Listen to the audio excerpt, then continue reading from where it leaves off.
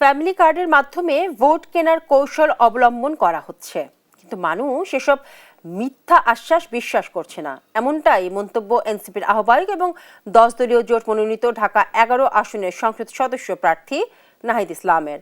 শনিবার সকালে রাজধানীর ভাটারায় নির্বাচনী প্রচারকালে তিনি এই কথা বলেন।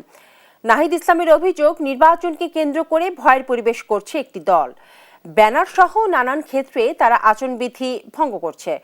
এ সময় তার নিজ দলের ব্যানার ছিঁড়ে ফেলার অভিযোগও করেন তিনি বলেন, 12 ফেব্রুয়ারি সুষ্ঠু নির্বাচনের জন্য যা করণীয় তাই করবে 10 দলীয় জোট। সাধারণ মানুষ ভোট দিয়ে কেন্দ্র পাহারা দেবে।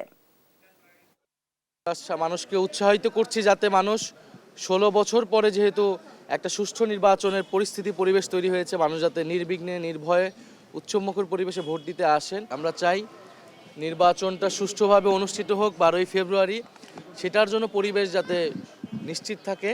আর আমরা মনে করি আমাদের সাথে একটা নীরব সমর্থক তারা রয়েছে আমাদের পক্ষে, যারা 12ই ফেব্রুয়ারি মূলত রায় দিবে তাদের ভোটের মাধ্যমে, যদি ভোটটা সুষ্ঠুভাবে দিতে পারে।